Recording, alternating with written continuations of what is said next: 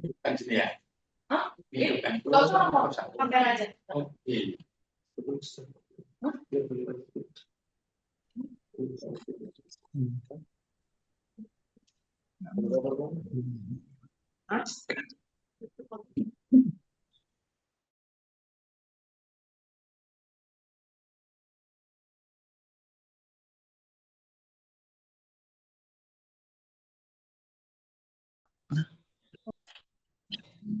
Oke, kadang sing golek tosone yo Kak. Diwangi golek poso. Kali ini kita akan sosialisasi bahan permenungan untuk APB atau Prapaskah 2026. Kita berterima kasih karena bantuan dari Komsos Kuskupan akhirnya pada malam hari ini kita bisa berjumpa. Semoga semua dalam keadaan sehat. Sebelum kita mulai dengan nanti doa, kemudian pembacaan Surat Gembala Prapaskah 2026, saya akan mengutip bagian terakhir Surat Gembala Ardas tahun ke-9 tahun Cinta Kehidupan dan Lingkungan Hidup dari Bapak Uskup tentang penetapan roadmap tahun Cinta Kehidupan dan Lingkungan Hidup. Saya menganjurkan seluruh rumpun di pusat pastoral bekerja sama untuk menyiapkan materi katekese ASG dan sosialisasinya serta perwujudan nyatanya dengan penanggung jawab utamanya pada bidang Laudato Si Center dari Komisi KKPPMP dibantu oleh Komisi PSE dan Komisi Kerawang dengan roadmap sebagai berikut. Saya bacakan yang pertama. Catur bulan pertama Desember 2025 sampai dengan Maret 2026, arti sampai saat ini, mendalami ajaran sosial gereja melalui studi dan katekese ensiklik Laudato Si dan Fratelli Tutti serta Laudate Deum, katekese Advent 2025, bulan perdamaian dan masa Prapaskah 2026, sembari mengadakan mapping persoalan-persoalan sosial dan lingkungan hidup di wilayah masing-masing. Ini maksudnya di paroki masing-masing terkait problem stunting, keluarga prasejahtera, daerah rawan bencana, perdagangan manusia, polusi sampah, dan lain-lain. Semoga fungsi garam kita semakin berdaya dan terang kita semakin bersinar, sebagaimana kita renungkan pada minggu kemarin, serta panggilan kita untuk menjadi sakramen keselamatan bagi semua orang semakin terbukti dengan titik berat membangun mentalitas baru yang lebih menghargai kehidupan dan kelestarian segenap ciptaan. Kita tidak berjalan sendiri, tetapi bersama Roh Kudus yang senantiasa mendampingi gereja untuk selalu peka dalam membaca tanda-tanda zaman. Nah, ini hanya untuk mengingatkan supaya kita dalam melaksanakan permenungan APB nanti muncul hal-hal yang sangat praktis sebagai perwujudan. Nah, sebagai awal pertemuan setelah pengantar ini, marilah kita berdoa, doa Ardas tahun ke-9 2026 yang akan dipandu oleh Romo Fransiskus Arisjanto.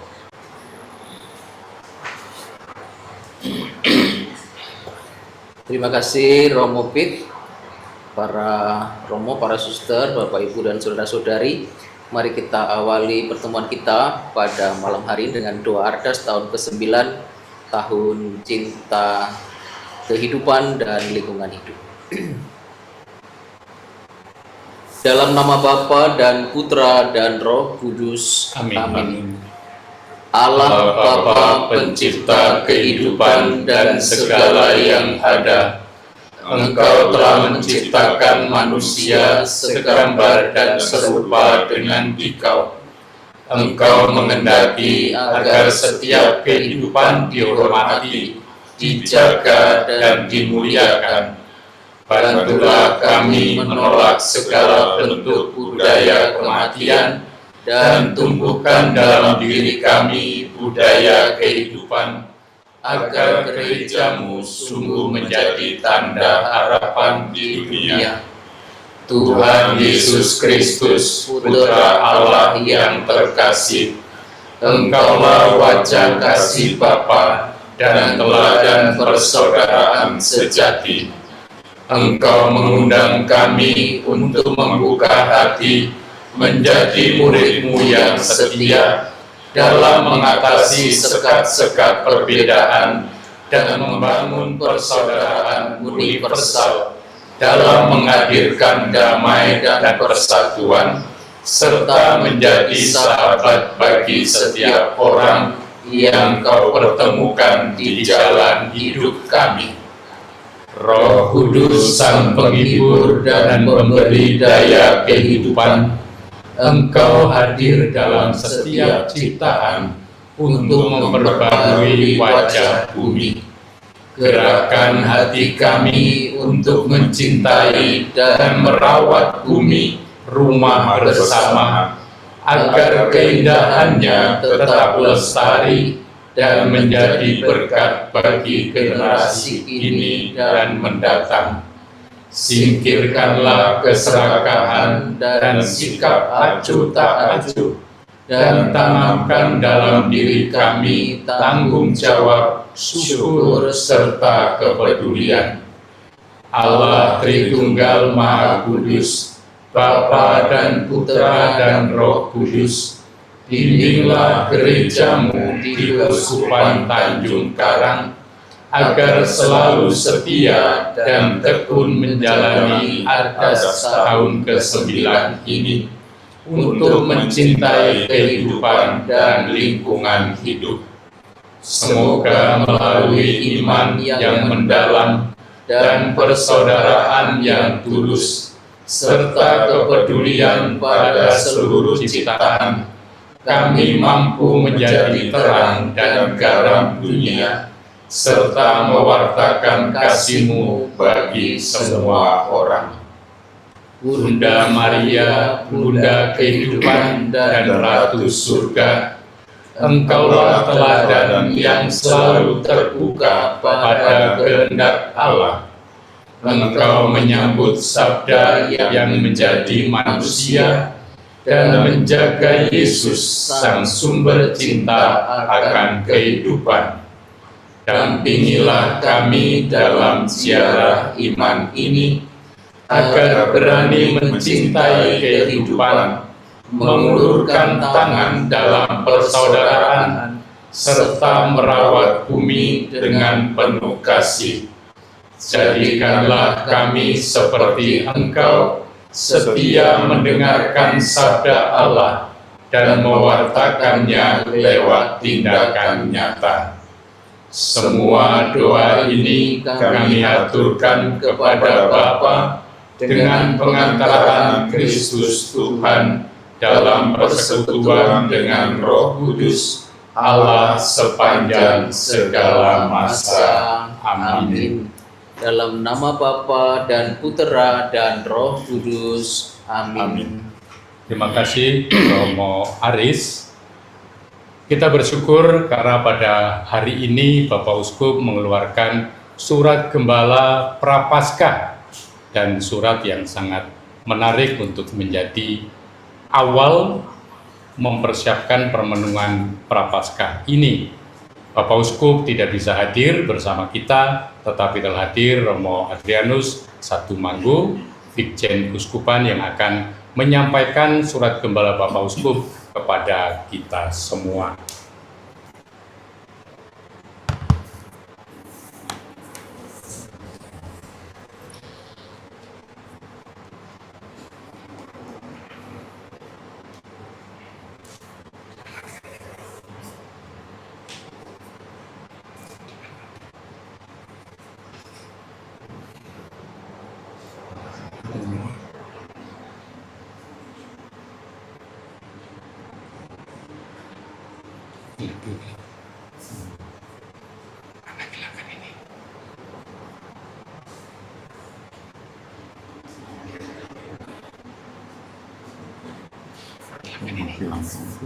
Menerima abu di dahi, itulah simbol hati yang remuk redam, yang siap terbuka akan rahmat kerahiman Tuhan yang tiada batas.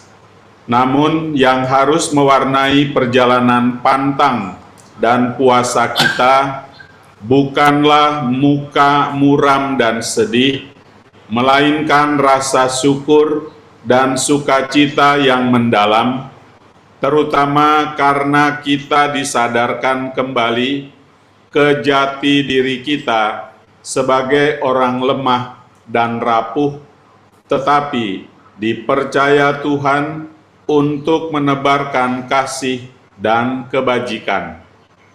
Masa tobat kita menjadi masa persembahan diri kita kepada Allah melalui sesama. Wilayah karya belas kasih kita bukan di zona nyaman dalam benteng gading persekutuan gerejani, tetapi justru di luar gereja. Pertobatan yang sejati membawa kita berbuah limpah dalam karya solidaritas yang tulus dan kemurahan hati yang besar pada mereka yang membutuhkan kita.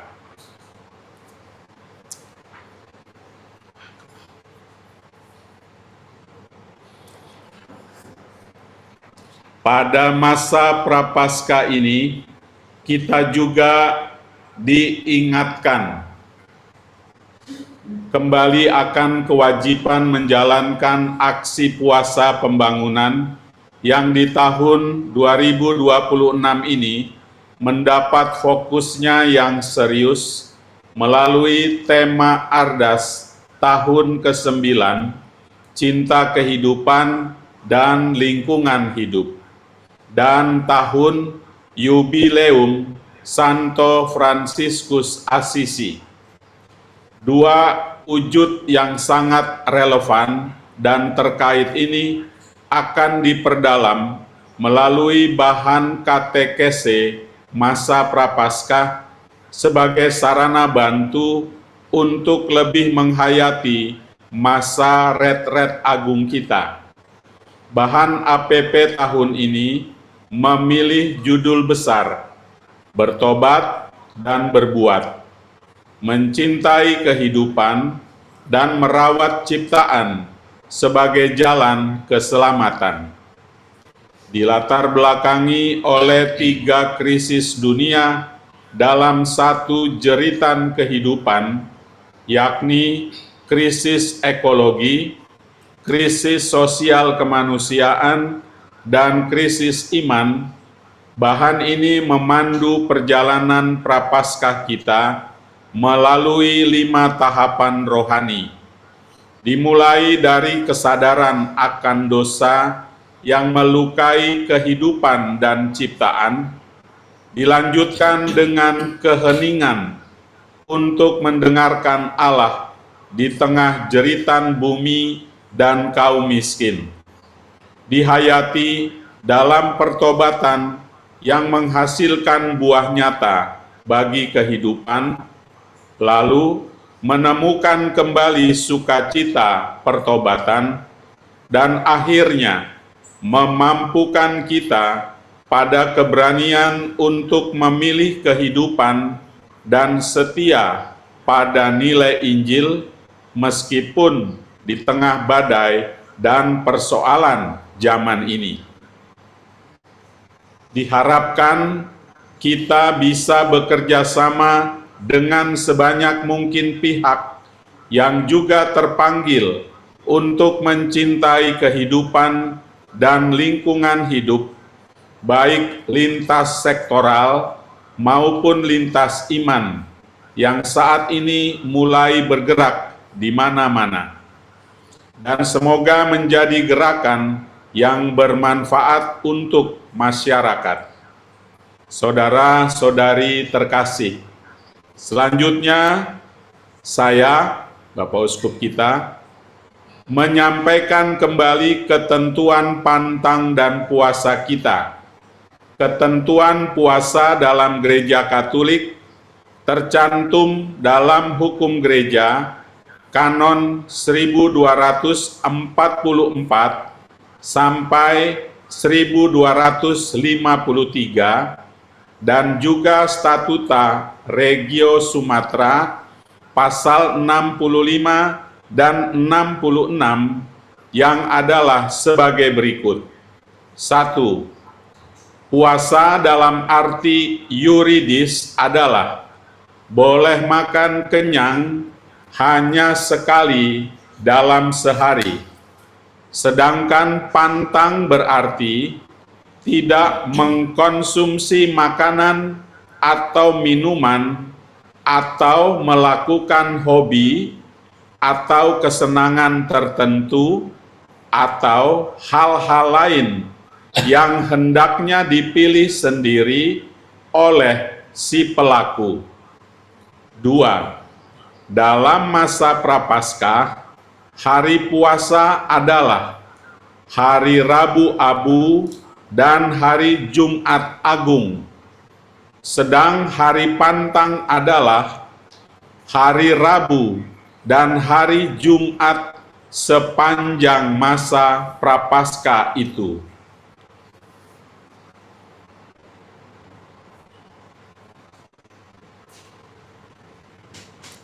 3. Yang diwajibkan berpuasa adalah semua orang Katolik yang sehat dan berumur antara 18 sampai dengan 60 tahun. Sedangkan yang wajib pantang adalah semua orang Katolik yang sehat dan berumur antara 14 sampai dengan 60 tahun.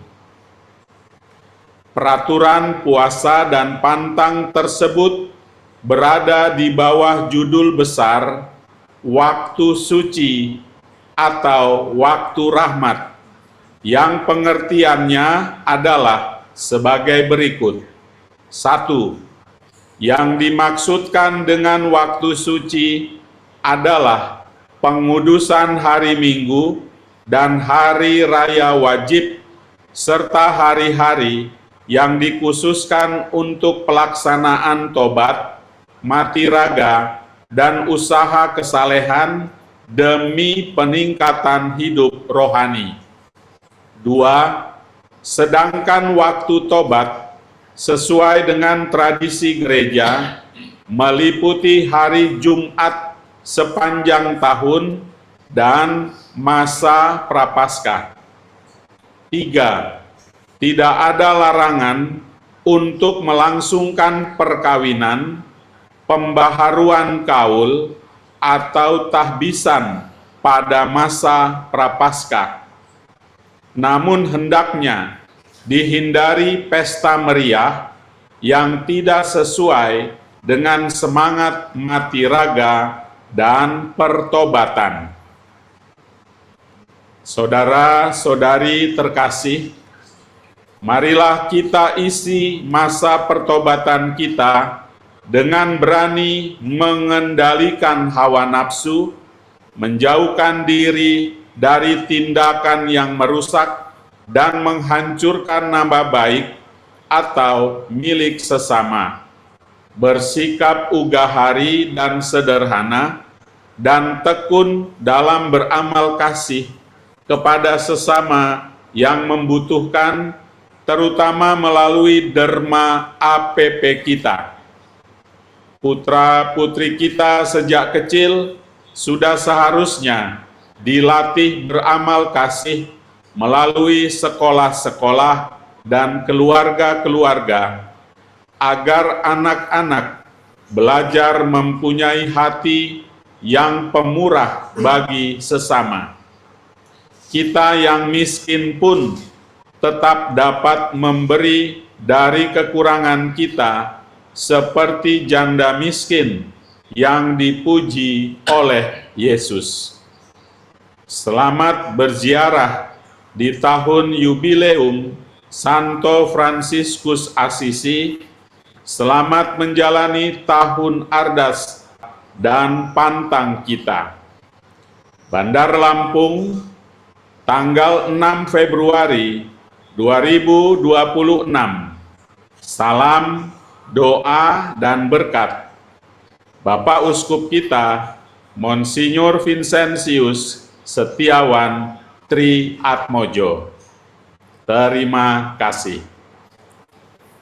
Terima kasih Romo Manggu atas penyampaian surat gembala Bapak Uskup yang sangat menarik, saya kira isinya, yang diharapkan bahwa di paroki-paroki juga bisa sampai kepada umat, mungkin pada Rabu-Abu atau hari Minggu sebelum Prapaskah. Untuk selanjutnya kita akan sampai pada pokok Zoom kita, yaitu materi APP 2026. Dan kalau ada nanti dalam perjalanan proses penyampaian ada yang ingin ditanyakan, silakan ngechat sehingga nanti bisa langsung kami lihat bersama kemungkinan-kemungkinan yang bisa disampaikan kepada para saudari-saudara. Romo Toto akan menyampaikan hal ini dan silakan Romo Toto sepenuhnya saya berikan kepada Romo.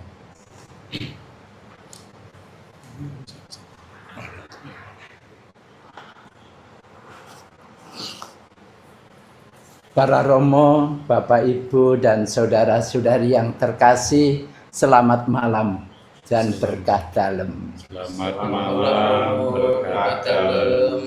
Iya, kita hampir memasuki masa Prapaskah dan kita akan dihantar melalui permenungan-permenungan yang tadi juga sudah disinggung dalam surat gembala Prapaskah Bapak Uskup, bahwa judul permenungan kita selama masa Prapaskah ini adalah bertobat dan berbuat, mencintai kehidupan dan merawat ciptaan sebagai jalan keselamatan.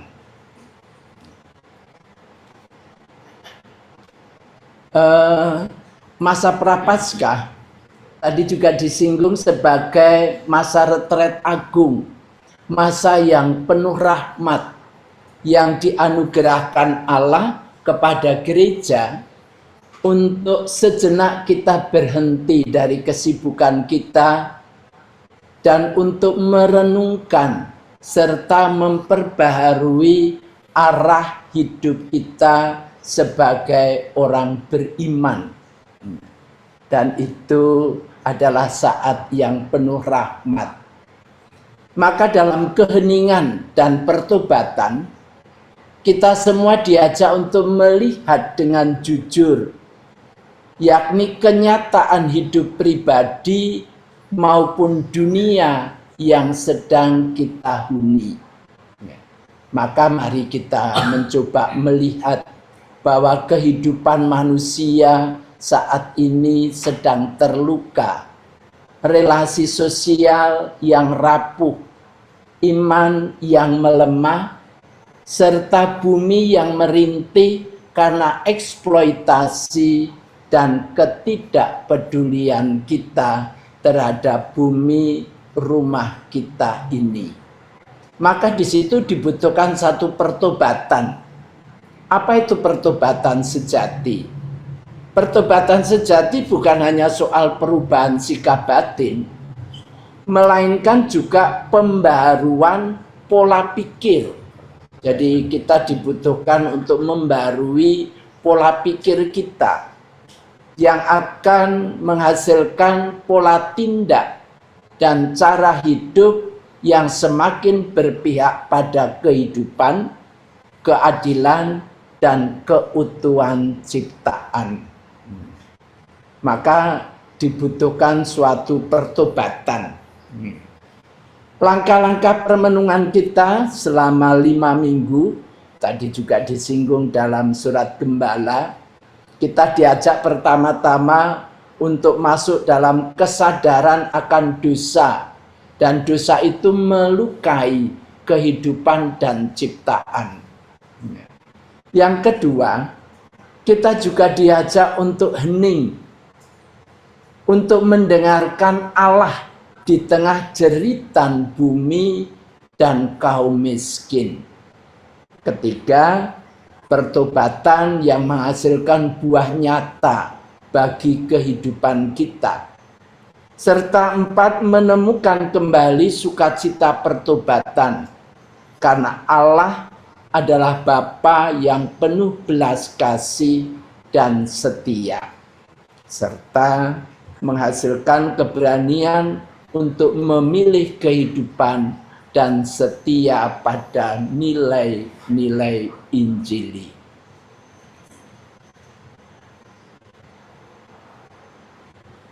Nah, gagasan dasar, mari kita mencoba untuk memasuki gagasan dasar. Ini berangkat dari 3 krisis, 1 jeritan kehidupan. Zaman kita, zaman ini sering disebut sebagai zaman yang penuh dengan kemajuan, terutama dalam teknologi. Tetapi di balik segala capaian teknologi dan ekonomi, dunia justru mengerang dalam 3 krisis besar yang saling berkaitan. Yang pertama, krisis ekologi, krisis lingkungan hidup. Yang kedua, krisis sosial kemanusiaan, jumlahnya status sosial. Dan ketiga, krisis iman, itu yang mendasari kedua yang lain tadi. Ketiganya bukan peristiwa terpisah, melainkan satu rangkaian luka yang bersumber dari relasi yang retak. Relasi yang retak itu adalah antara manusia dengan Allah, yang dalam hal ini iman kita. Yang kedua, relasi antar sesama manusia. Dan yang ketiga, relasi kita dengan ciptaan.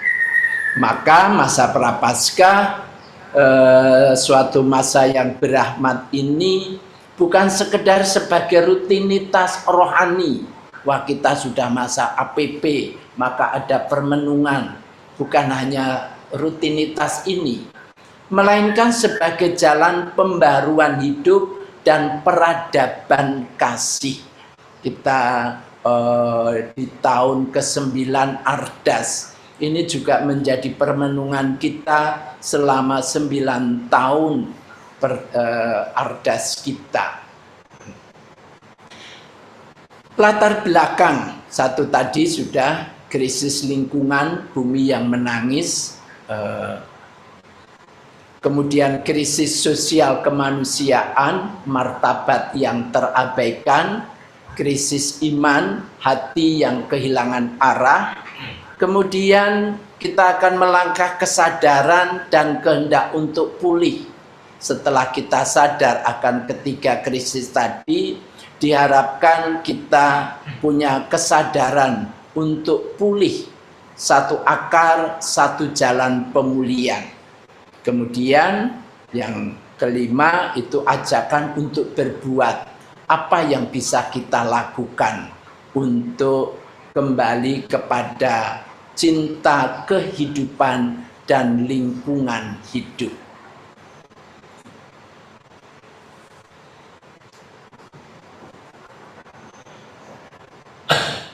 Pertama, mari kita coba renungkan krisis lingkungan bumi yang menangis. Para saudara yang terkasih, bumi rumah kita bersama ini sekarang sedang menunjukkan tanda-tanda kelelahan. Kita setiap hari disuguhi dengan berita tentang banjir, polusi udara, kemudian penggundulan hutan, tanah longsor, dan sebagainya. Mengapa itu bisa terjadi?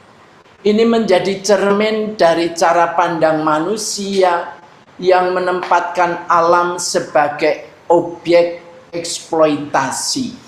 Jadi hanya dilihat dari sisi ekonomi, makan dan memeliharanya.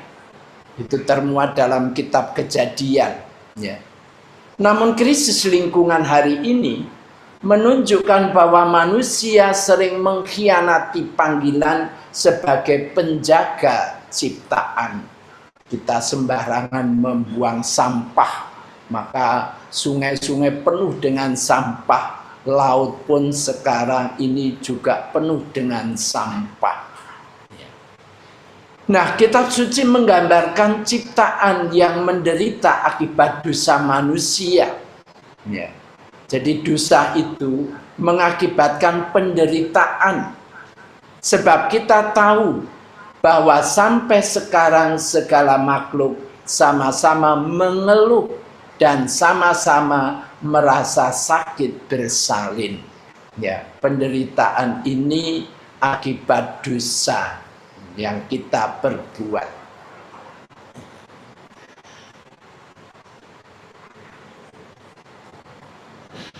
Paus Fransiskus dalam Laudato Si menegaskan bahwa krisis ini bukan sekedar masalah teknis, melainkan masalah moral dan spiritual.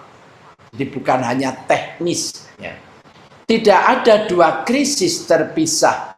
Satu krisis lingkungan dan satu krisis sosial, melainkan satu krisis sosioekologis yang kompleks. Dengan demikian, kerusakan lingkungan adalah tanda bahwa relasi manusia dengan ciptaan telah menyimpang dari kehendak Allah. Ya, kehendak Allah untuk memelihara bumi ini. Sementara kita mengkhianatinya. Ketika manusia lupa bahwa bumi adalah titipan, bukan milik mutlak, relasi dengan ciptaan berubah menjadi relasi penguasaan. Jadi kita merasa berkuasa terhadap alam ini. Alam yang seharusnya menopang kehidupan justru menjadi ancaman. Jeritan bumi sesungguhnya adalah jeritan kehidupan yang sedang terluka. Jadi bumi kita ini sekarang sedang sakit, sedang terluka, sedang menjerit. Ya. Nah, apakah kita mendengarkan jeritan bumi yang kita cintai ini? Krisis sosial kemanusiaan, yakni martabat yang terabaikan. Krisis lingkungan selalu memukul yang paling lemah. Lihatlah peristiwa di Aceh, Sumatera Utara, dan Padang, serta tempat-tempat yang lain. Siapa yang paling menderita? Mereka yang kecil, yang miskin, yang lemah. Ya. Masyarakat adat, petani kecil, nelayan, anak-anak, dan generasi masa depan. Ya. Krisis lingkungan selalu berujung pada krisis kemanusiaan. Ketika ketimpangan sosial dibiarkan, ketika manusia diperlakukan sebagai alat produksi atau angka statistik, maka martabat manusia yang diciptakan menurut gambar Allah itu termuat dalam doa ardas kita telah dinodai. Maka gereja menegaskan bahwa keadilan sosial adalah unsur hakiki iman. Sukacita dan harapan, duka dan kecemasan manusia dewasa ini, terutama kaum miskin dan siapa saja yang menderita, adalah sukacita dan harapan, duka dan kecemasan para murid Kristus juga. Di sini kita terpanggil untuk terlibat secara aktif. Ya. Maka krisis sosial kemanusiaan adalah tanda bahwa kasih telah digantikan oleh egoisme dan ketidakpedulian. Maka pengeksploitasian hutan itu kan menggambarkan keserakahan dari pemilik modal dan tidak memikirkan dampak yang sangat mengerikan. Ketimpangan sosial semakin nyata.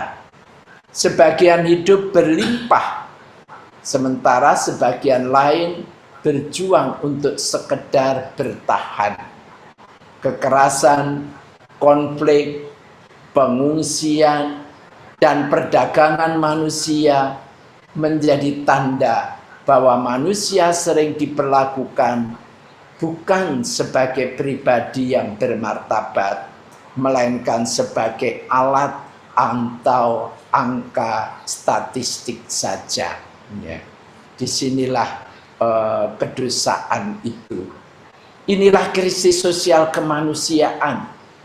Saat nilai hidup manusia dikorbankan demi kekuasaan, demi keuntungan sebagian kecil dari manusia, dan demi kepentingan sesaat, tidak memikirkan masa depan, apalagi generasi sesudah kita. Ketiga, krisis iman. Hati yang kehilangan arah. Di balik krisis lingkungan dan krisis sosial, tersembunyi krisis yang lebih dalam dan lebih sunyi, yaitu krisis iman. Banyak orang masih menyebut nama Tuhan, tetapi hidup seolah-olah Tuhan tidak lagi relevan dalam pilihan dan tindakan sehari-hari. Ya, kita mungkin masih rajin ke gereja, doa lingkungan, atau doa pribadi. Tetapi bagaimana hidup kita? Iman tereduksi menjadi ritual tanpa dampak.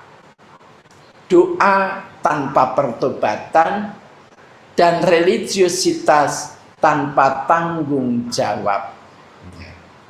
Kitab suci memperingatkan, bangsa ini memuliakan aku dengan bibirnya, padahal hatinya jauh daripadaku.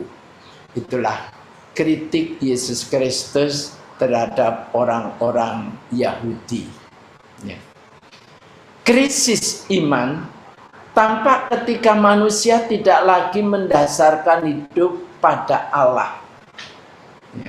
Maka di sana Allah tidak berbicara. Apa yang berbicara? Yaitu kekuasaan. Orang akan sangat dihormati kalau dia punya kuasa, uang. Orang akan mengejar uang dengan berbagai macam cara, bahkan menghalalkan segala cara, dan kenyamanan. Akibatnya, iman kehilangan daya profetis dan transformatif. Jadi, kesaksian hidup kita tidak menunjukkan sebagai garam dan terang, dan mengubah kita untuk menjadi semakin baik. Paus Fransiskus menulis, masalah ekologi adalah undangan untuk pertobatan batin yang mendalam. Jadi masalah lingkungan hidup, kepedulian kita pada lingkungan hidup itu butuh suatu pertobatan batin, bukan hanya pembicaraan atau rapat kepedulian. Dan lebih lanjut ditegaskan, tidak ada perubahan yang bertahan lama tanpa perubahan batin. Laudate Deum. Maka sikap kita pada lingkungan sangat ditentukan oleh kedalaman iman kita. Krisis iman membuat manusia kehilangan orientasi, sehingga relasi dengan sesama dan ciptaan ikut runtuh. Krisis iman tampak ketika kita masih ingat permenungan masa Advent. Salah satunya adalah kamu harus memberi mereka makan. Ya, itu suatu keprihatinan dan tindakan yang real. Ya, membuka kepedulian. Ya. Hati yang jauh dari Allah mudah jatuh dalam keserakahan, ketidakpedulian, dan kekerasan.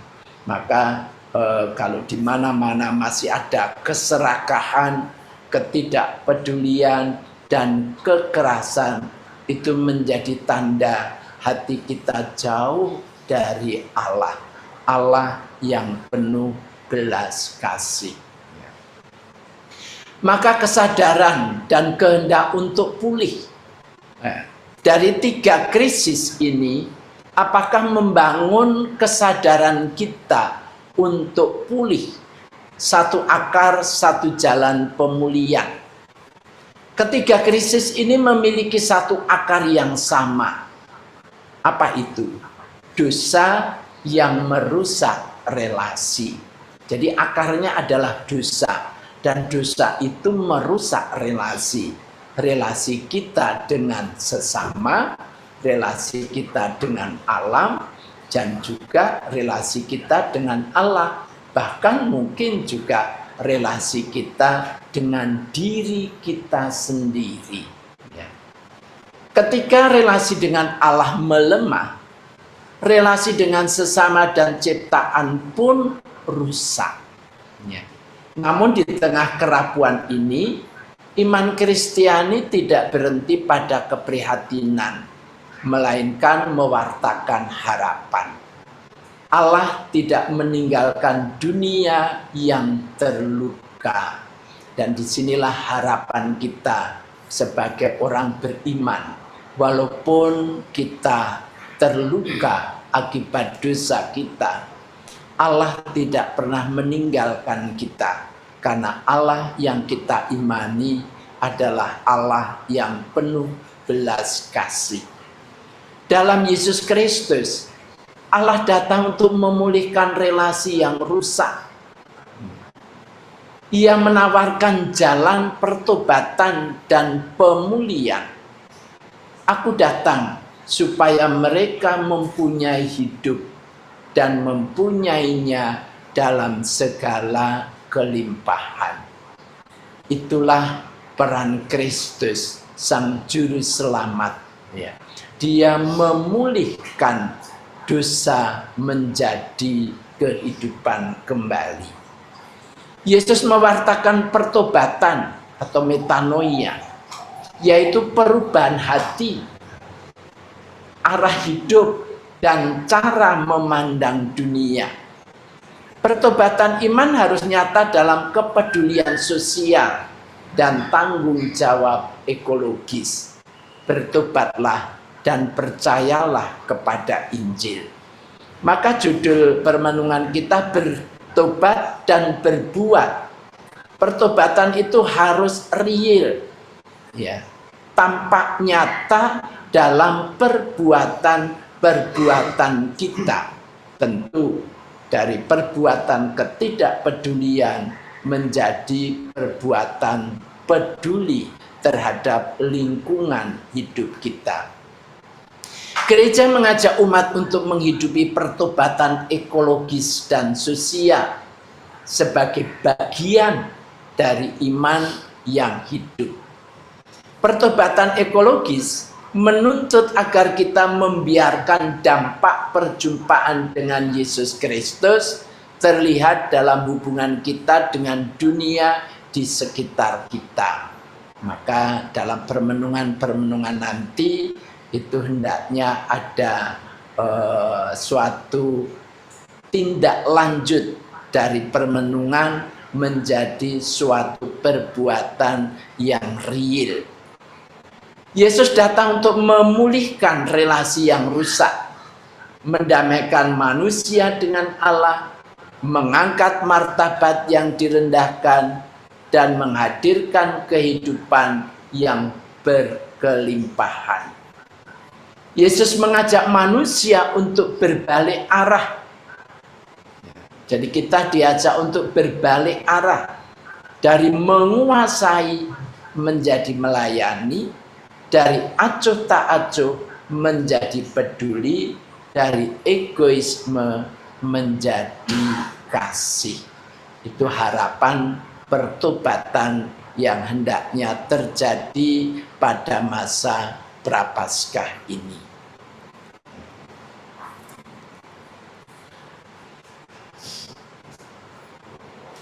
Panggilan kita untuk hari ini, ajakan untuk berbuat.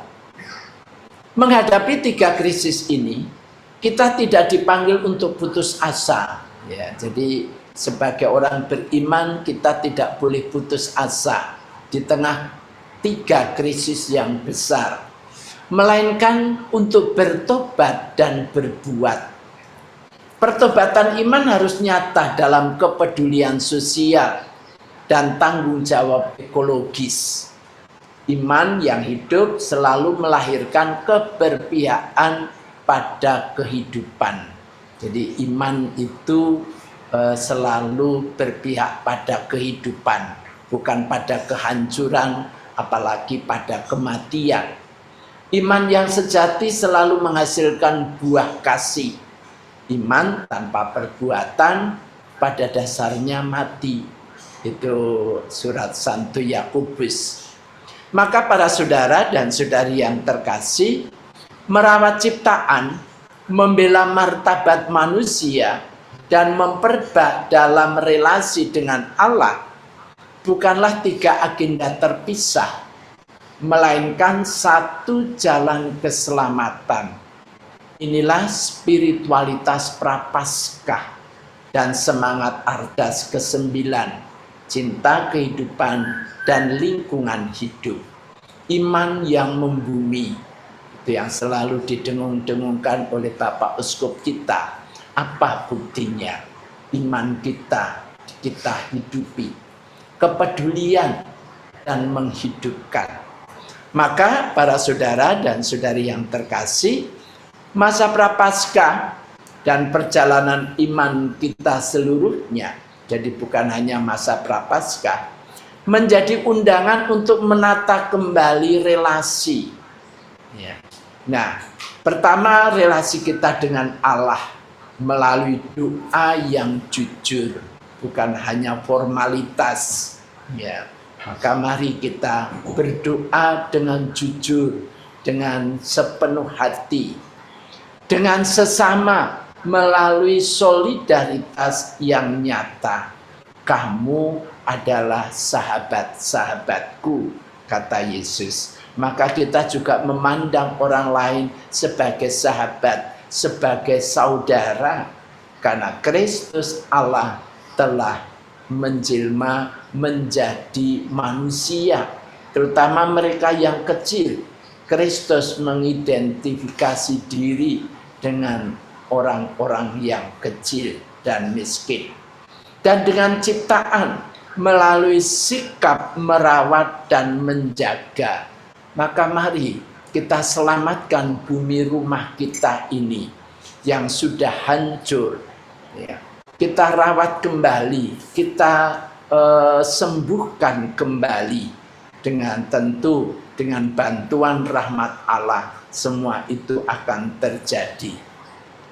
Di sanalah harapan tumbuh ketika iman kembali menjadi sumber kasih yang menghidupkan dunia. 5 permenungan, 5 langkah. Tadi satu saya ulangi di sini. 1, kesadaran akan dosa, kehidupan dan ciptaan yang terluka. 2, mendengarkan Allah, itu keheningan di tengah jeritan bumi dan kaum miskin. 3, buah pertobatan, itu menghasilkan kehidupan. 4, sukacita pertobatan, Allah yang memulihkan kehidupan. 5, memilih kehidupan setia di tengah tantangan. Formatnya ibadat, jadi formatnya ibadat, ya. Dan dalam peribadatan bacaan kitab suci Itu ada permenungan dan sharing. Maka setiap langkah itu kami tawarkan satu tujuan umum, kemudian tujuan khusus, dan arah spiritualitas pertemuan. Jadi diharapkan dalam pertemuan itu ada arah spiritualitasnya, ya, suatu perubahan batin yang nantinya ditindaklanjuti dengan aksi nyata. Pertama, kesadaran akan dosa. Tujuan umum, peserta pertemuan diajak untuk menyadari secara jujur dosa pribadi, sosial, dan ekologis yang melukai relasi dengan Allah, sesama, dan ciptaan. Itu 3 krisis tadi. Serta menumbuhkan kerinduan akan pertobatan sejati sebagai langkah awal perjalanan masa Prapaskah.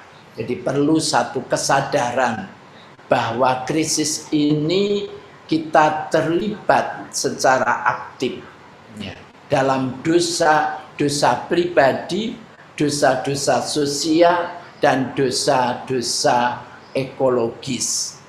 Maka tujuan khususnya selalu ada 6 di sana supaya detail, ya, kita permenungan, ya. Satu, memahami panggilan manusia sebagai penjaga ciptaan. Kita diingatkan kembali Taman Eden, ya, anugerah Allah di mana Allah memberi kepercayaan kepada kita untuk memelihara bumi ini. Ya. Yang kedua, mengenali bentuk-bentuk dosa pribadi, sosial, dan ekologi. Apa yang kita perbuat. Yang ketiga, menyadari keterkaitan antara krisis lingkungan dan krisis kemanusiaan. Keempat, mengembangkan sikap tobat batin. Kelima, membangkitkan keprihatinan dan kepekaan hati. Jadi kita butuh dibangkitkan keprihatinan kita dan kepekaan hati. Serta keenam, mendorong niat perubahan konkret. Jadi setiap pertemuan diharapkan ditindaklanjuti dengan niat konkret yang dihasilkan dalam perbuatan yang nyata. Arah spiritualitas pertemuan pertama ini bukan untuk saling menyalahkan, melainkan untuk bercermin bersama di hadapan Allah. Ya. Sehingga kita menyadari keterbatasan kita dan keterbukaan diri pada rahmat pembaruan hidup. Maka di sana doanya adalah kasihanilah aku ya Allah menurut kasih setiamu. Mazmur 51 ayat 3.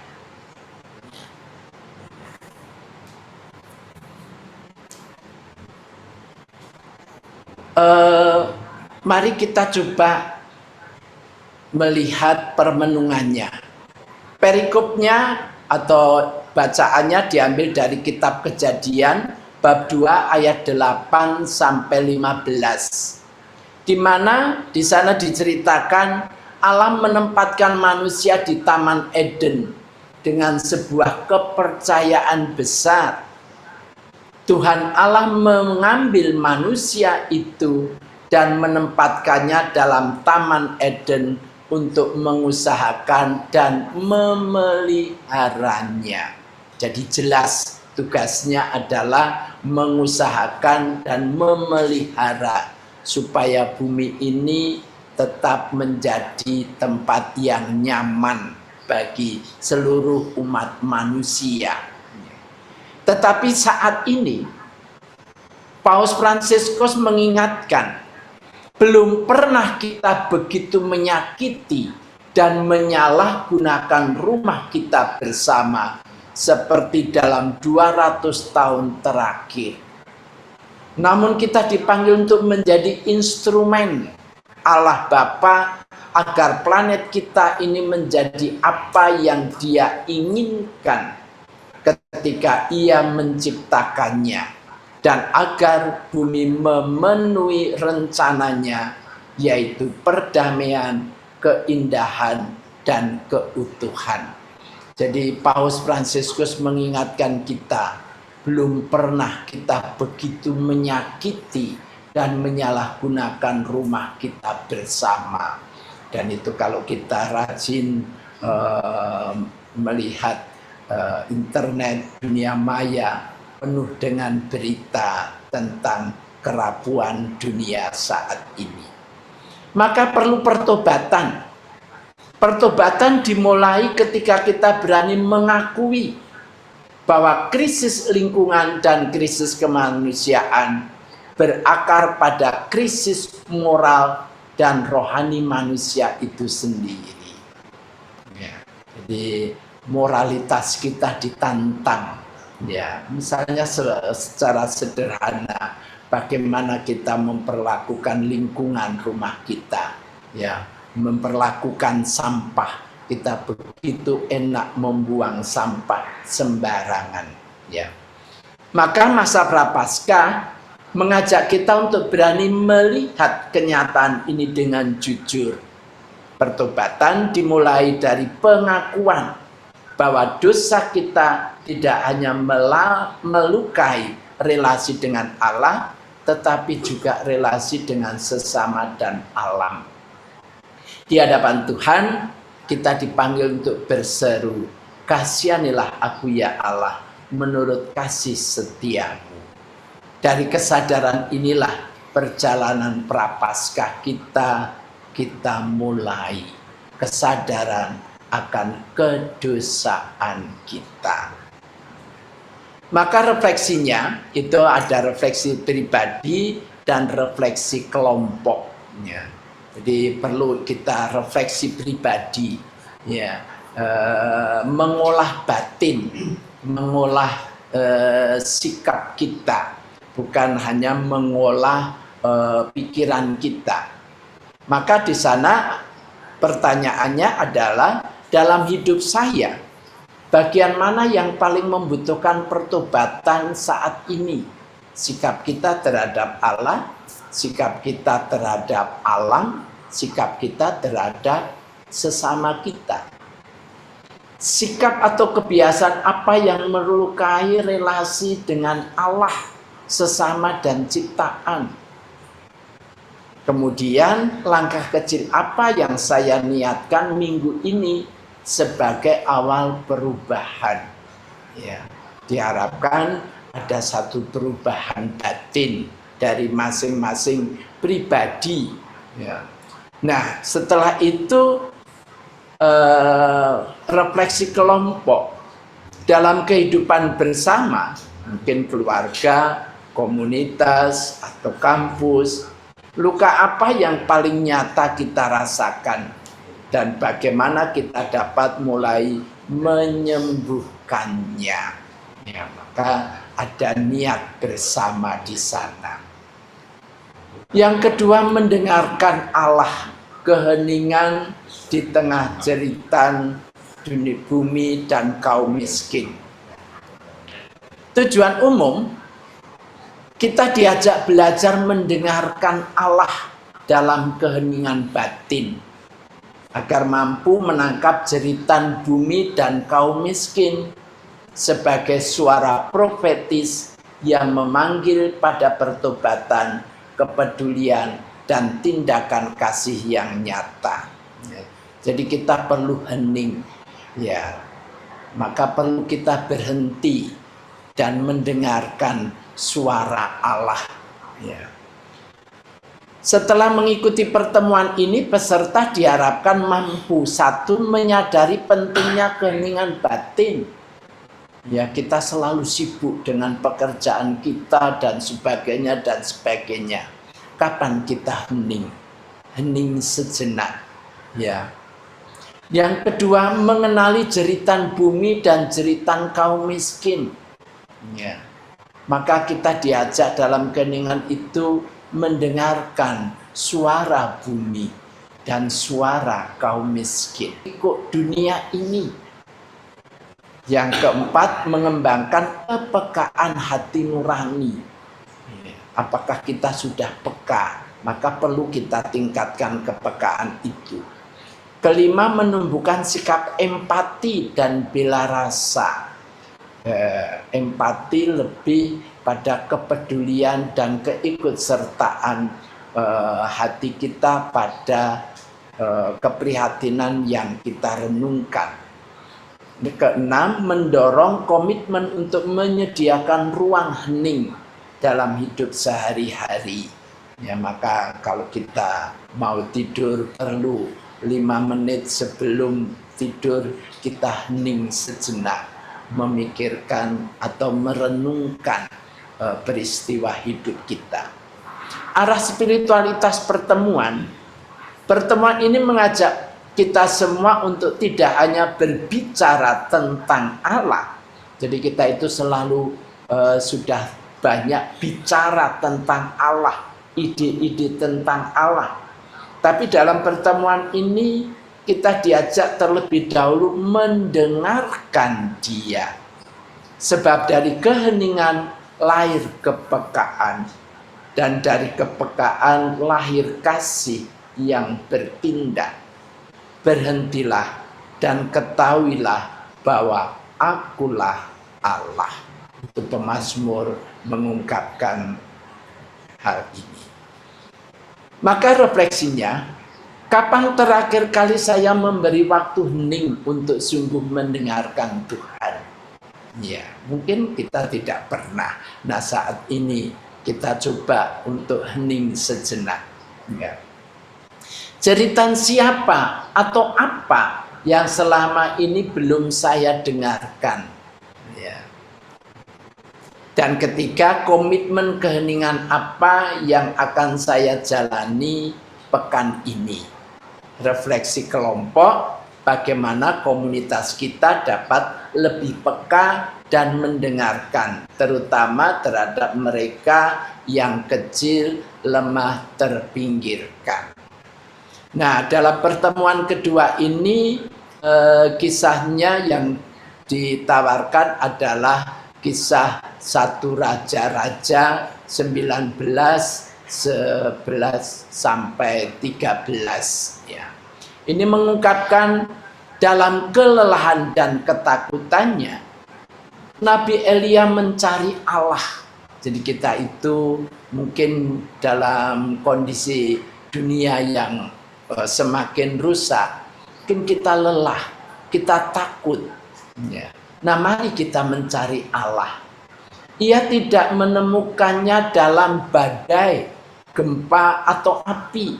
Jadi Elia tidak menemukan itu dalam badai, gempa, dan api. Melainkan sesudah api itu datanglah bunyi angin sepoi-sepoi basah. Allah hadir dalam keheningan. Maka keheningan itu penting. Ya. Nah, manusia zaman ini, di zaman modern ini, seringkali dipenuhi dengan kebisingan, suara ambisi, kepentingan, dan kenyamanan. Dalam kebisingan itu, kita kehilangan kemampuan mendengarkan bukan hanya suara Allah, tetapi juga jeritan bumi dan jeritan orang-orang kecil. Maka dalam kebisingan itu mereka tidak kita dengarkan. Padahal kitab suci berkata, berbahagialah orang yang mendengarkan firman Allah dan memeliharanya. Jadi kita diajak untuk mendengarkan firman Allah. Laudato Si, Paus Fransiskus menekankan Santo Fransiskus. Nah, tahun ini 800 tahun ya, kalau nggak salah ya. Itu sebagai jubileum Santo Fransiskus. Dia adalah contoh yang unggul dalam melindungi yang rentan dan dalam suatu ekologi yang integral. Dia dikenal sangat cinta pada alam, yang dihayati dengan gembira dan otentik. Dia sangat prihatin terhadap ciptaan Allah dan kaum miskin serta terlantar. Ini kidung tentang alam yang dibuat oleh Santo Fransiskus itu sangat indah. Keheningan Prapaskah mengundang kita untuk berhenti dan mendengarkan lebih dalam, mendengarkan Allah yang berbicara melalui luka-luka dunia. Kalau kita melihat berita tentang kebanjiran, kemudian angin puting beliung, ya, penggundulan, apa yang kita renungkan dari peristiwa itu, ya.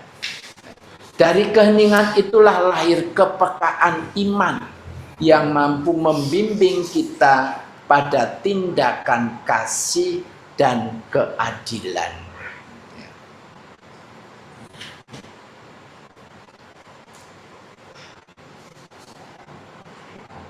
Sekarang pertemuan yang ketiga, buah pertobatan. Tujuannya, peserta diajak untuk menyadari bahwa pertobatan sejati harus menghasilkan buah nyata, yakni perubahan sikap, pilihan hidup, dan tindakan yang menghidupkan sesama serta merawat ciptaan sebagai tanda iman yang hidup. Jadi apa buah pertobatan kita? Jadi maka di sini polanya adalah refleksi kita yang menghasilkan tindakan nyata hasil dari buah permenungan kita. Tujuan khusus setelah mengikuti pertemuan ini, peserta diharapkan mampu memahami pertobatan sebagai proses berkelanjutan. Kita disadari sebagai manusia yang lemah, tetapi kita perlu pertobatan yang terus-menerus. Ya. Kedua, mengenali tanda-tanda pertobatan yang berbuah. Jadi bukan hanya pengakuan dosa yang setahun hanya 2 kali, itu pun kalau kita kober, ya, sebab Natal dan Paskah, tetapi perlu pertobatan adalah perubahan batin. Yang ketiga, menyadari bahwa iman tanpa perbuatan adalah mati. 4, menghubungkan pertobatan pribadi dengan dampak sosial dan ekologis. Ya, maka kalau kita bertobat, apa dampak relasi kita dengan sesama dan relasi kita dengan alam? Kelima, menumbuhkan tanggung jawab sebagai murid Kristus. Jadi itu bukan sebagai tugas, tapi sebagai tanggung jawab identitas kita sebagai murid Kristus. Keenam, mendorong komitmen konkret untuk menghasilkan buah pertobatan. Arah spiritualitas pertemuan ini menegaskan bahwa Allah tidak hanya menghendaki manusia yang menyesal. Jadi menyesal itu tidak cukup, ya. Tetapi manusia yang berubah dan menghasilkan kehidupan. Setiap pohon yang baik menghasilkan buah yang baik. Maka bagaimana kualitas iman kita? Perikop yang diambil adalah dari Lukas 13, 6-9. Ini tentang pohon ara. Yesus menegur dengan lembut namun tegas, ya, melalui perumpamaan pohon ara. Sudah 3 tahun aku datang mencari buah pada pohon ara ini dan aku tidak menemukannya. Ya, maka dia menganjurkan untuk ditebang saja. Ya. Pohon itu hidup, tetapi tidak berbuah. Kasih dan tanggung jawab. Prapaskah menantang kita semua untuk bertanya, buah apa yang dihasilkan oleh hidup dan imanku atau iman kita. Paus Fransiskus dalam Laudato Si mengungkapkan tanggung jawab terhadap bumi milik Allah ini, menyiratkan bahwa manusia yang diberkati dengan akal budi menghormati hukum alam dan keseimbangan yang lembut di antara makhluk-makhluk di dunia ini. Sebab dia memberi perintah, maka semua tercipta. Dia mendirikan semuanya untuk seterusnya dan selamanya, dan memberi ketetapan yang tidak dapat dilanggar. Laudato Si menegaskan bahwa manusia dipanggil untuk mengusahakan dan memelihara bumi, bukan mengeksploitasi serta merusaknya. Pertobatan ekologis bukan hanya perubahan cara berpikir, melainkan perubahan cara hidup yang menghasilkan buah kehidupan bagi generasi sekarang dan yang akan datang.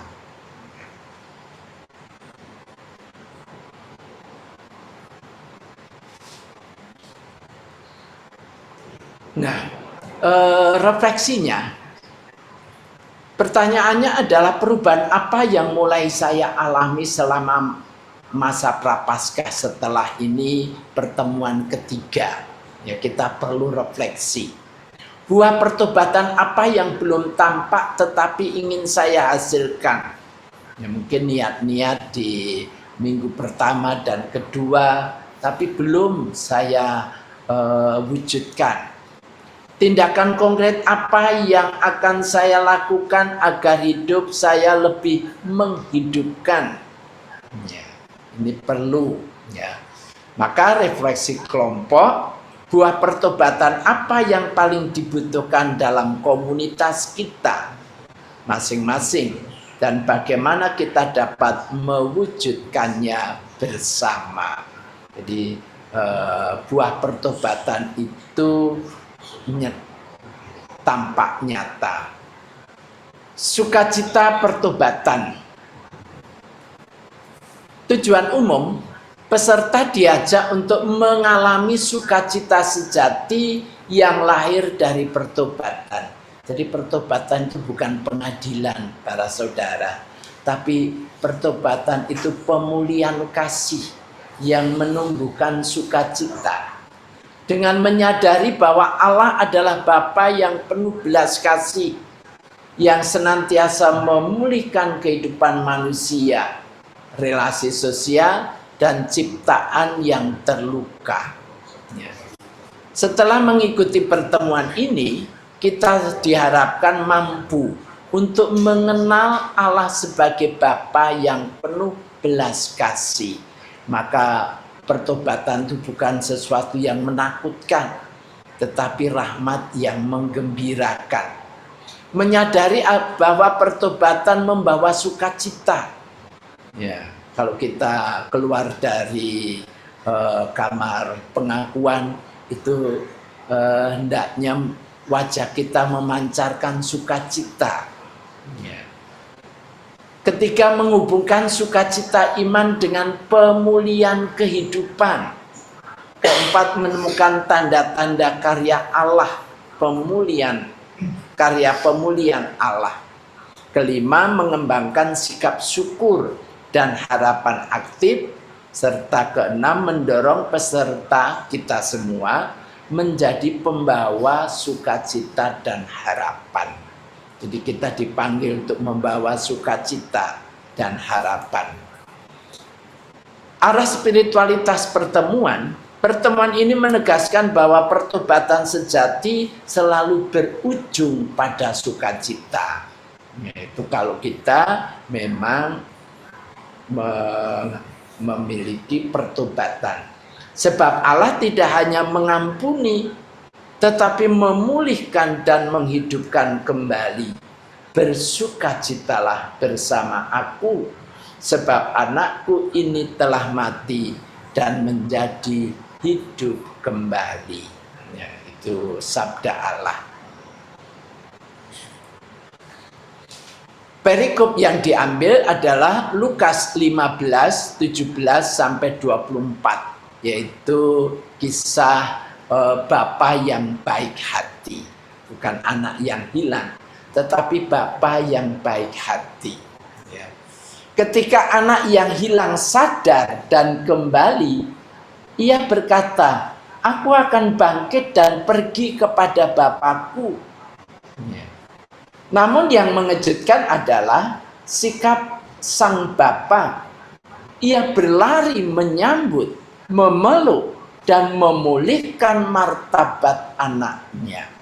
Padahal harapan anaknya hanya sebagai pembantu. Tapi bapaknya memeluk dia, memulihkan martabatnya sebagai anak yang dia kasihi. Inilah wajah Allah. Allah yang bersuka cita ketika kehidupan dipulihkan. Anakku ini telah mati dan menjadi hidup kembali. Para saudara yang terkasih, di tengah krisis dan luka dunia, gereja mengajak kita untuk bersuka cita. Sebab kasih Allah lebih besar dari dosa dan kerusakan. Sukacita Prapaskah bukan penyangkalan terhadap penderitaan, melainkan harapan bahwa pemulihan itu mungkin. Jadi walaupun kita berdosa seberapapun besar dosanya, kalau kita mau bertobat dan kembali kepada Allah, maka kita dipulihkan dan dihidupkan kembali. Sukacita karena Tuhan adalah perlindunganmu. Laudato Si menyatakan, sikap komunitas dapat mengambil apa yang mereka butuhkan dari harta bumi untuk bertahan hidup, tetapi juga untuk memiliki kewajiban untuk melindungi bumi dan menjamin keberlangsungan kesuburannya untuk generasi-generasi mendatang, karena akhirnya Tuhanlah yang empunya bumi. Dialah yang empunya bumi dengan segala isinya. Bahwa kita boleh memanfaatkan dunia ini demi kesejahteraan, tetapi bukan untuk memenuhi keserakahan manusia. Sukacita pertobatan lahir ketika kita percaya bahwa Allah tidak meninggalkan dunia yang terluka. Jadi kita sebagai orang beriman, kita diajak untuk punya harapan dan kepercayaan bahwa Allah tidak meninggalkan kita. Dalam pertobatan kita menemukan kembali harapan bahwa kasih Allah lebih besar daripada dosa dan pemulihan selalu mungkin bagi manusia dan ciptaan.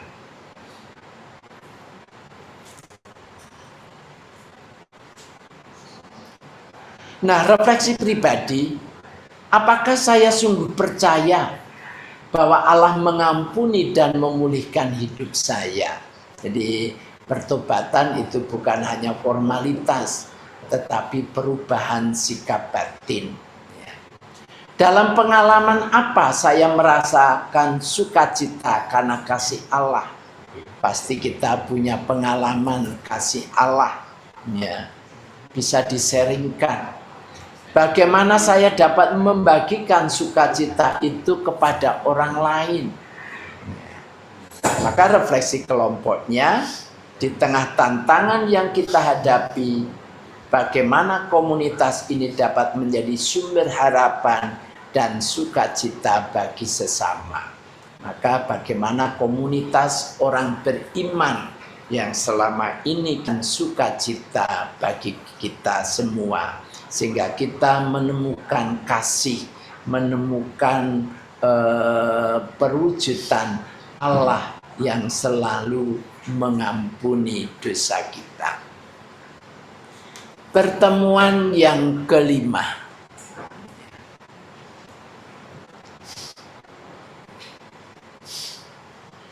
memilih kehidupan di tengah tantangan zaman ini. Tujuan umum, kita diajak untuk secara sadar memilih kehidupan dengan tetap setia pada nilai Injil di tengah tantangan pribadi, sosial, dan ekologis, serta berani mewujudkan iman dalam komitmen yang berkelanjutan. Ya, kita selalu dihadapkan pada pilihan hidup ini. Ya, pilihan kasih adalah pilihan untuk hidup. Ya. Setelah mengikuti pertemuan, kita diharapkan mampu satu menyadari bahwa memilih kehidupan adalah keputusan iman. Ya, kita banyak contohnya.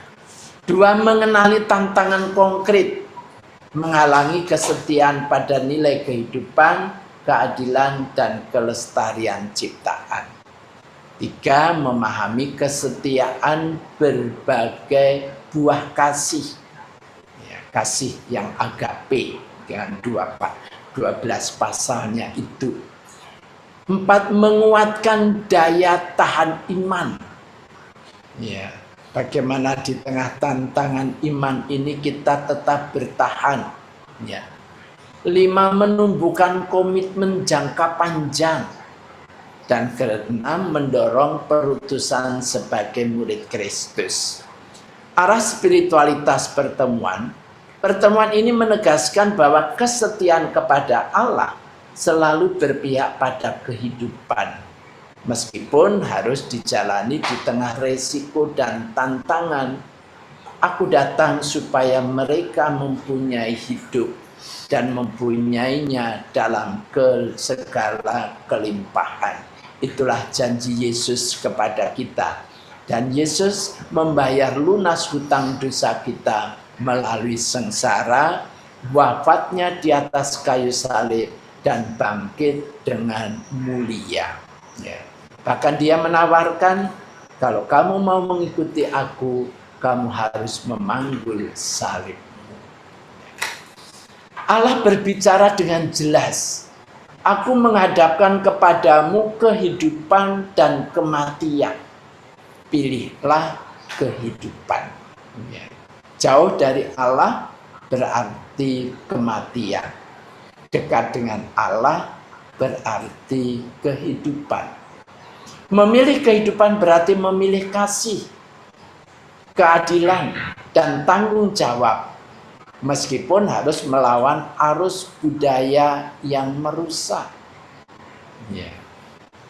Pilihan ini menuntut kesetiaan dan pengorbanan. Yesus sendiri berkata, barang siapa mau mengikuti aku, ia harus menyangkal diri, memikul salibnya setiap hari, dan mengikuti aku. Nah, ini tawaran yang tidak sederhana.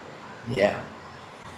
Ia minta kita untuk mengganti Laudato Si, Paus Fransiskus menekankan, ia minta kita untuk mengganti konsumsi dengan pengorbanan, keserakahan dengan kemurahan hati, pemborosan dengan semangat berbagi, sebuah asketisme yang berarti belajar untuk memberi dan tidak hanya berpantang. Inilah cara mencintai, bergerak secara bertahap dari apa yang saya inginkan menuju apa yang dibutuhkan dunia. Inilah pembebasan dari rasa takut, keserakahan, dan ketagihan. Berarti ugahari kita melawan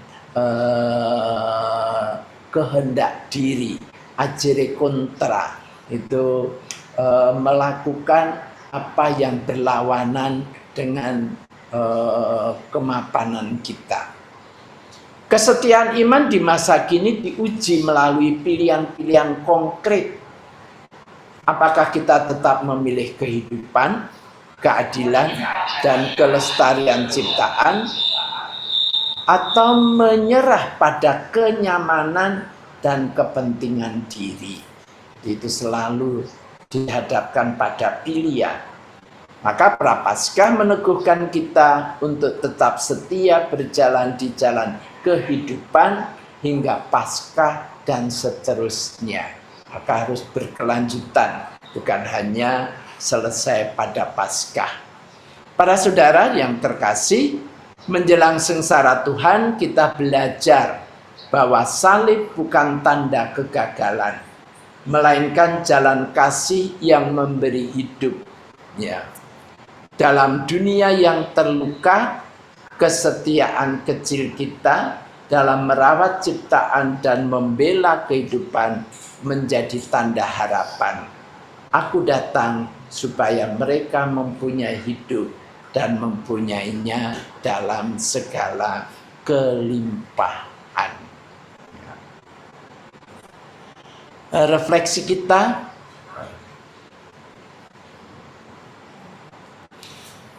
refleksi pribadi, dalam situasi apa saya dipanggil untuk memilih kehidupan meskipun tidak mudah.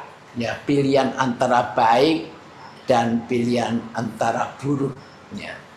Tantangan apa yang paling menguji kesetiaan iman saya? Ya, jadi tantangan apa yang selama ini menguji kesetiaan iman saudara sekalian? Komitmen hidup apa yang ingin saya pegang teguh setelah Paskah? Ya. Maka refleksi kelompok, pilihan bersama apa yang dapat kita ambil agar komunitas ini semakin setia pada nilai kehidupan, keadilan, dan kepedulian terhadap ciptaan. Maka di sana kita akan mempunyai harapan Paskah, kehidupan kembali. Terima kasih. Terima kasih Romo Toto atas penyampaian materi untuk kita semua. Cukup panjang, mungkin juga ada yang lelah, tapi disemangati karena kalau paling tidak menurut saya tema dan isinya itu sangat mendalam, menyentuh, dan bahkan diharapkan nanti sampai pada tindakan-tindakan konkret. Maka diharapkan pemandu yang sudah mengikuti pertemuan ini bisa lebih mempersiapkan diri, dan baik kalau tidak diborong sendiri, melainkan juga mengajak atau membuat tim tertentu. Nah, terkait dengan pertanyaan yang tadi saya pesankan supaya lewat chat, ini muncul paling tidak ada 3. Mungkin yang pertama ini Romo Toto bisa menyampaikan jawabannya. Yang pertama ini dari Petrus Sutikno. Apakah refleksi pribadi itu dijawab secara langsung di pertemuan itu atau dalam hati masing-masing? Terus refleksi secara kelompok ini dijawab bersama? Begitu pertanyaan. Iya, terima kasih, pertanyaannya sangat indah. Maka ini kan sharing, ya. Maka disampaikan dalam pertemuan itu apa pengalaman iman saya berdasarkan sabda Allah dan juga berdasarkan keprihatinan yang 3 krisis tadi. Ya, saya rasa pengalaman ini akan saling memperkaya, ya, secara pribadi dalam kelompok. Maka tidak perlu ragu sebenarnya, ya, untuk men-sharingkan pengalaman iman melalui pertemuan-pertemuan itu. Yang kedua, kelompok. Nah, sebagai kelompok kita oleh Santo Paulus dikatakan bahwa kita adalah satu tubuh, di mana Kristus sebagai kepala. Maka keprihatinan kelompok menjadi suatu kesatuan bersama dalam mewujudkan iman komunitas dan Romo Pit. Terima kasih Romo Toto, semoga menjawab banyak pertanyaan saudara. Yang kedua dari Peter Andrianto, lingkungan Santo Yosef Paroki Kedaton, ini bertanya apakah setelah Zoom ini materi atau panduan APP 2026 langsung dibagikan.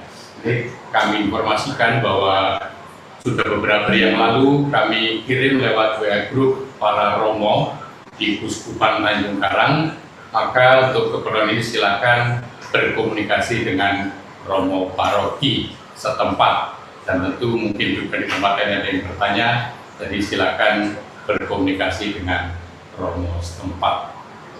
Kemudian ada pertanyaan juga dari Wahyudi, tidak tahu dari mana, bagaimana sebaiknya jika pertemuan di lingkungan diikuti oleh orang-orang dewasa, OMK, BIR, dan BIA.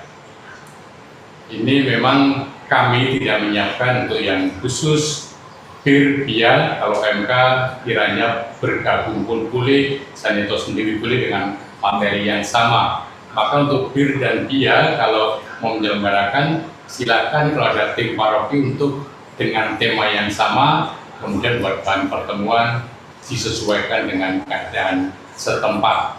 Dan kalau itu terjadi bersama-sama, sebenarnya itu hal yang baik karena menunjukkan suatu kesatuan keluarga kecil, walaupun mungkin dalam keterlibatan secara berbeda, tapi baik juga kalau itu bisa terjadi semacam itu. Yang berikutnya juga dari Ruslina bertanya apakah ada bahan BIR dan BIA. Untuk kali ini memang kami tidak mempersiapkan, mohon maaf untuk itu, karena biasanya teman-teman dari sekarang yang dulu KKI itu, dulu KKI menyiapkan, tapi sepertinya belum menyiapkan hal ini, sehingga seandainya memang dibutuhkan silakan paroki kalau ada timnya untuk menyiapkan dengan tema yang sama seperti itu. Kemudian juga ada yang mengharapkan bahwa perlu dikirim PowerPoint apa yang disampaikan hari ini. Nanti kita akan usahakan, dan seandainya kami kirim juga akan lewat grup WA Kuskupan, maka silakan juga berkomunikasi dengan para pastor paroki seperti itu. Sepertinya untuk pertanyaan tidak ada yang lain, maka sebelum kita mengakhiri pertemuan ini,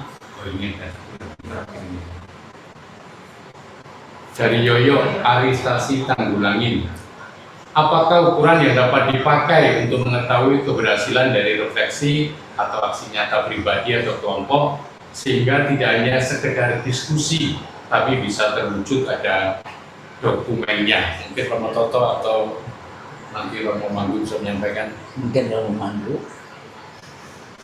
Refleksi yang hasil nyata begitu, Romo.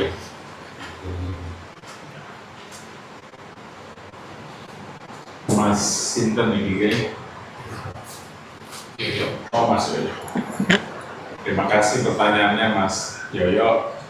Untuk keberhasilan nampaknya memang tidak bisa otomatis dilihat, tetapi dasar tahun ke-9 kita ini tentang cinta kehidupan dan lingkungan hidup itu mengandaikan tindakan nyata berkaitan dengan penghormatan terhadap Tuhan, penghormatan terhadap sesama, maka kita kurangi atau kita ajari anak-anak kita atau juga orang-orang di sekitar kita untuk tidak melakukan pelecehan, bullying, atau penghinaan dan lain-lain. Itu salah satu harapan yang muncul dari permenungan APP ini. Yang kedua berkaitan dengan alam, kita juga menghargai alam, maka tidak buang sampah sembarangan, kemudian menggerakkan kelompok di tempat kita mungkin untuk kebersihan sekitar, menjaga lingkungan, dan seterusnya. Mungkin hal-hal seperti itulah sehingga tema besar bertobat dan berbuat itu lalu kelihatan hasilnya selama 1 tahun ini, dan harapannya itu dilanjutkan di tahun-tahun yang berikutnya, sekalipun arah dasar ke-9 akan berakhir di akhir tahun ini. Yang kedua, dari tim Laudato Si Center Uskupan itu sudah melaksanakan dan sedang akan melaksanakan dalam tahun ini kegiatan-kegiatan yang melibatkan bukan hanya orang Katolik tetapi masyarakat sekitar dari berbagai kalangan untuk terlibat dalam menjaga lingkungan, antara lain membersihkan sampah-sampah di sungai, menanam mangrove di beberapa lokasi, dan rencananya tahun ini semoga bisa terlaksana, itu akan menanam lebih kurang 5.000 pohon mangrove di beberapa pantai yang memang membutuhkan keikhlasan kita untuk melaksanakan itu. Jadi soal pembuktian atau aksi dan seterusnya itu memang tidak otomatis, tetapi melalui permenungan yang diadakan, semoga ada gerakan yang nampak, yang nyata, baik di lingkungan sendiri dan khususnya, tetapi juga terutama ini lebih baik lagi bersama masyarakat sekitar untuk ya membersihkan lingkungan, menjaga lingkungan, lalu terhadap sesama kita menghindari untuk menyakiti, melecehkan, bullying, dan seterusnya. Juga terhadap bayi-bayi yang ada di kandungan ibu, sebisa mungkin kita menghimbau untuk orang tidak melakukan aborsi, dan kepada pihak tua-tua kita juga menghargai, menghormati, menolong. Saya ingat ada seorang romo mendampingi kami para romo untuk retret, Romo Budi MSC, itu membuat rumusan yang kelihatan sederhana tapi menarik. Dia katakan kepada Tuhan kita melakukan sebab bakti, kepada sesama kita melakukan laku kasih, dan kepada alam sekitar kita melakukan kerja bakti. Bukan hanya sekedar kerja, mengolah atau mengeksploitasi alam, tetapi juga berbakti. Sehingga kata Uli Sigarusadi, kalau kita mau protes orang nebang pohon sembarang, protes kita yang paling konkret adalah menanam pohon. Kira-kira begitu dari saya. Terima kasih banyak. Tuhan memberkati. Terima kasih Romo Anggur, saya kira sangat jelas, artinya tidak usah juga mencari hasilnya seperti ini, tapi bagaimana orang merasakan atas kata-kata juga tindakan kita, lebih-lebih terkait dengan menghidupi adat ke-9 dan terlebih dengan bahan permenungan masa Prapaskah ini. Saya kira akan kelihatan nanti dari situ. Ini ada saran dari Lili Adianto. Saran Romo, tetapkan satu aksi inti yang menjadi prioritas utama gerakan bersama. Di sini banyak hal kesempatan kami katakan bahwa ini tidak bisa diseragamkan karena di setiap paroki itu mempunyai kondisi yang berbeda terkait alam, juga kehidupan dan sebagainya. Maka silakan di paroki bersama pastor paroki juga bisa dipersempit di lingkungan, terstasi aksi apa yang paling mungkin untuk dilakukan dan itu bermakna bagi orang-orang di sekitar, bukan hanya Katolik tapi juga siapapun yang memang membutuhkan. Saya kira itu akan lebih bermakna ketimbang kita buat seperti ini ternyata di tempat tertentu tidak cocok. Tapi kalau menanam mangrove misalnya kan di tempat di kota bumi sana nggak ada pantai dan sebagainya misalnya kan tidak mungkin. Maka silakan membuat satu gerakan yang memang memungkinkan untuk dilakukan di paroki, yang penting mengarah kepada tema Ardas kita di tahun ini, cinta kehidupan, cinta lingkungan hidup.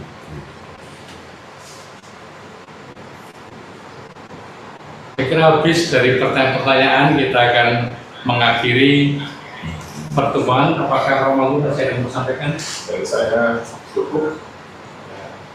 Ini juga bagian yang penting adalah berbagi ya.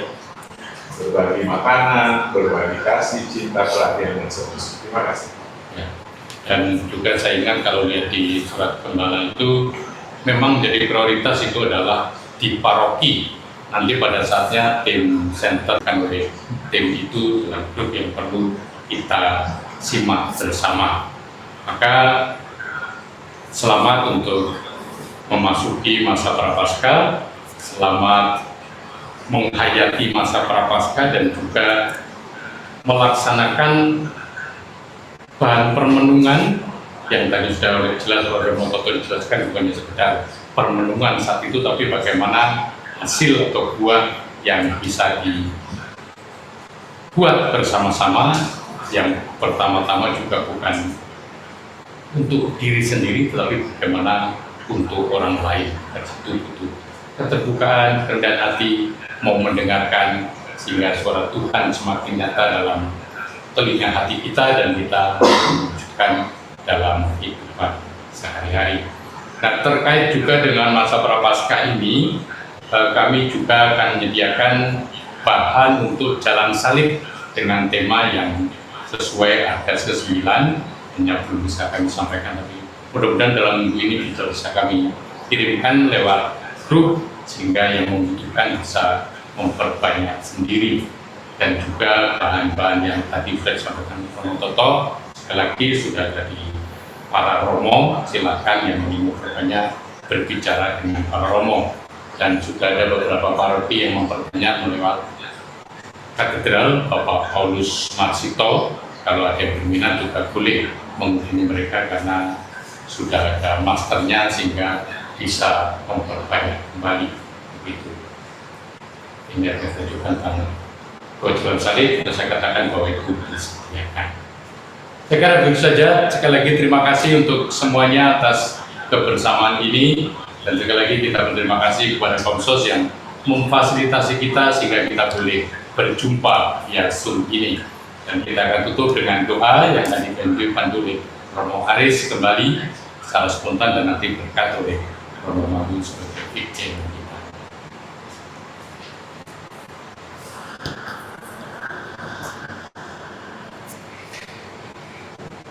Para Romo, para suster, saudara-saudari yang dikasih dan mengasihi Allah, mari kita tutup pertemuan Zoom kita ini dengan doa.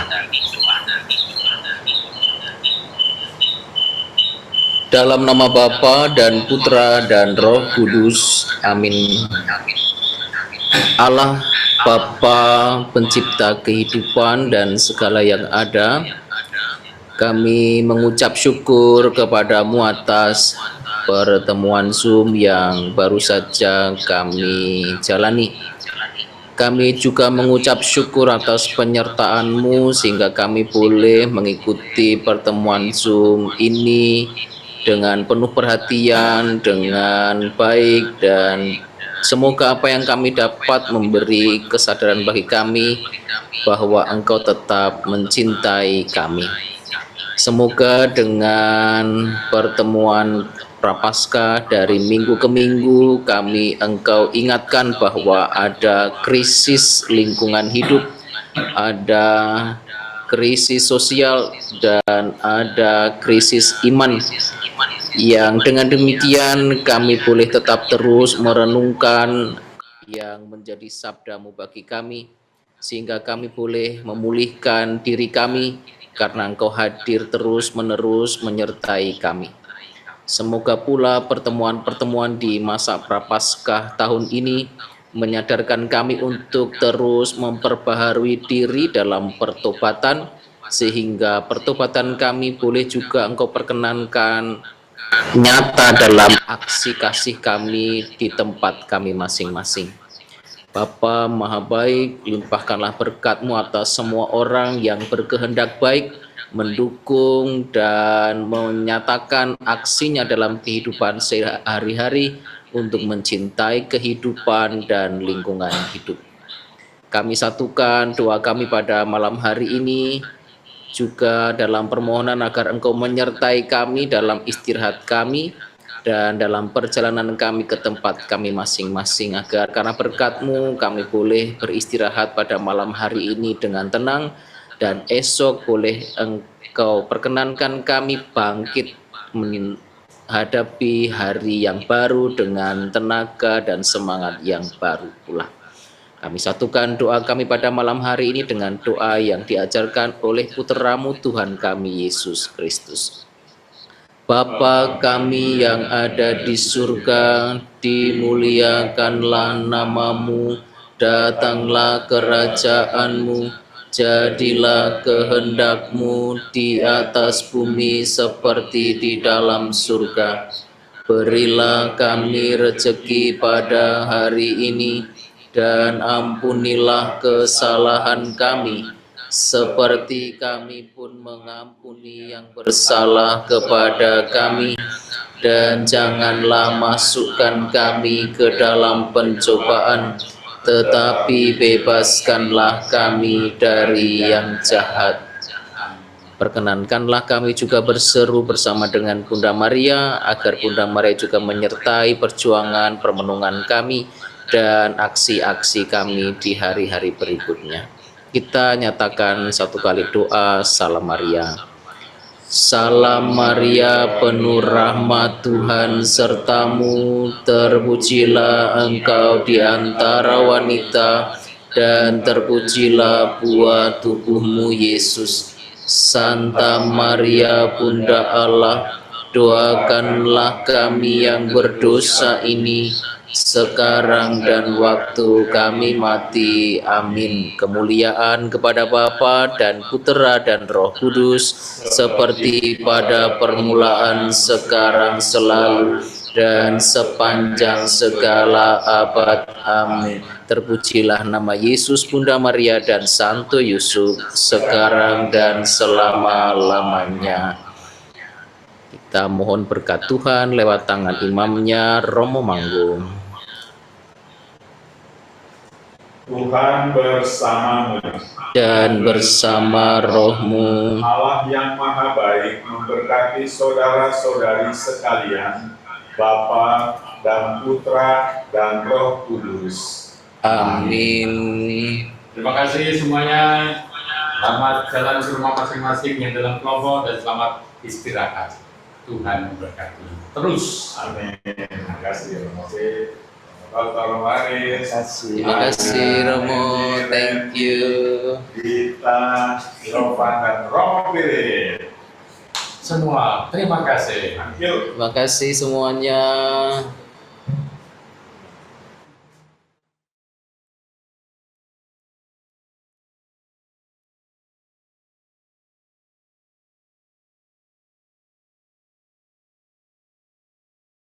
Recording stopped.